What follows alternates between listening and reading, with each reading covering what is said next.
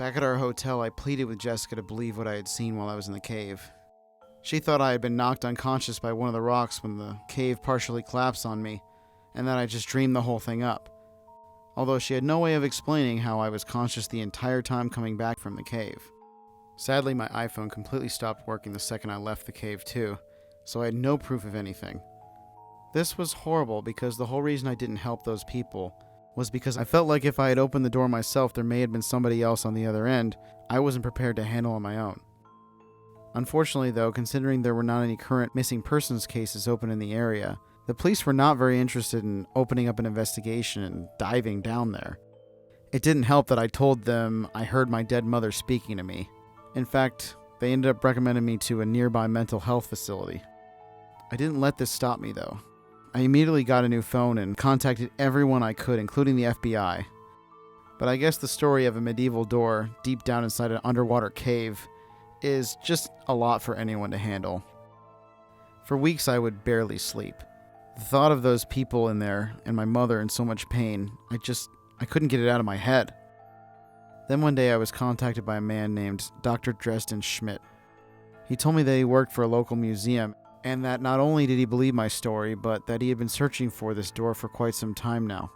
He spent much of his career examining what is called the Voynich manuscript. The Voynich manuscript is an ancient text that has infamously never been understood.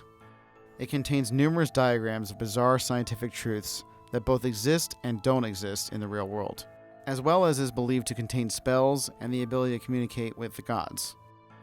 According to the book, there are 3 doors like the one I found, each in different parts of the world. A few people have apparently opened them throughout history, but according to the text, not a single person has ever returned to tell the tale. Once too many people are aware of the location of the door, the earth shifts and it becomes no longer accessible. Apparently though, once you've seen the door and heard the cries from inside, it could continue to haunt you for many, many years after.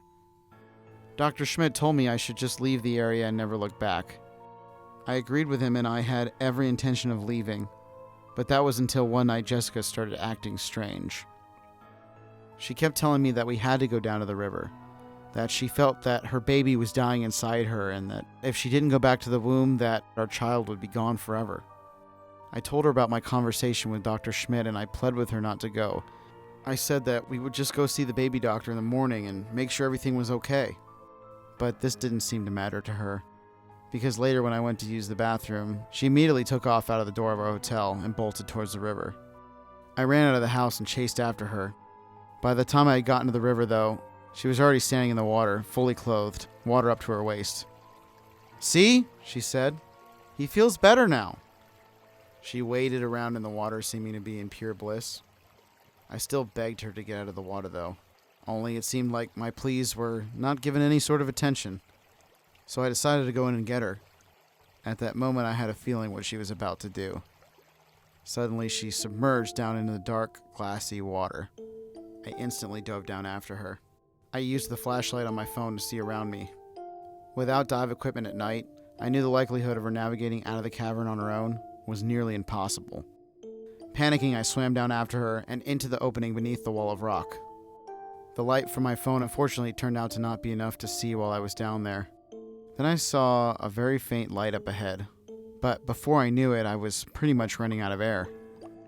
I definitely did not have enough to figure out how to get back to the surface, which meant my only course of action was to swim towards the light, and maybe I could get up into the cave, then swim back. With what seemed like my last dying breath, I exploded out of the water and into the cave. Quickly gaining my composure, I hoisted myself up onto the floor and looked around. I realized my worst fear had come to fruition. Jessica was not in the cave. I fell to my knees.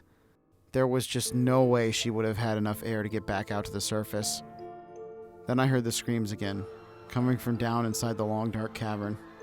Only there was a new voice this time. Jessica's. I ran back toward the door and slammed against it. Her screams felt so loud it seemed as though she was touching the other side of the door. This was just a trick to get me inside, I knew it was. At this point though, I realized I didn't really care. If my wife and child were going to have to endure whatever was on the other side of that door, then I was going to endure it too. I reached for the door handle and cautiously opened the enormous ancient door. There was only blackness on the other side. I stepped in through the entrance and into the darkness, only I didn't hear the screams anymore. "Jessica!" I yelled. The door slammed behind me and locked. I turned around to try and open it again, but it wouldn't budge. I heard nothing, but realized I was now somehow in a seated position. It was hard to keep track of time in a linear way, but it was kind of like waking up from fainting. Then I found myself staring out through a glass window into a massive desert scorched beneath a giant burning sun. Enormous machines glided across the sandy desert, doing some sort of digging. I realized I was in some futuristic facility, and when I looked to my left, all I could see were rows of these sleeping, fleshy creatures. They seemed as if they may have been humans at one time, but were unrecognizable now. They were these fat blobs of flesh with no arms or legs, and their mouths jammed with feeding tubes. The rest of their bodies were covered by these mechanical contraptions that ran throughout. I tried to move, but soon came to the terrifying realization that I was just like the others were, hopelessly immobile and stuck to a gurney. I writhed with pain, likely due to the machines that ran throughout my body.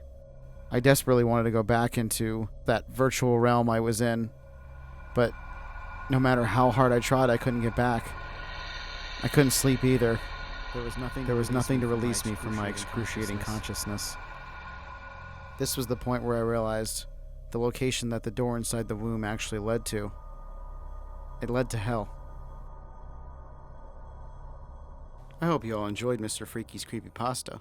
If you want to keep up to date with stuff like this, please go ahead and like this video and subscribe to my channel, as well as check out my Patreon for exclusive content and products.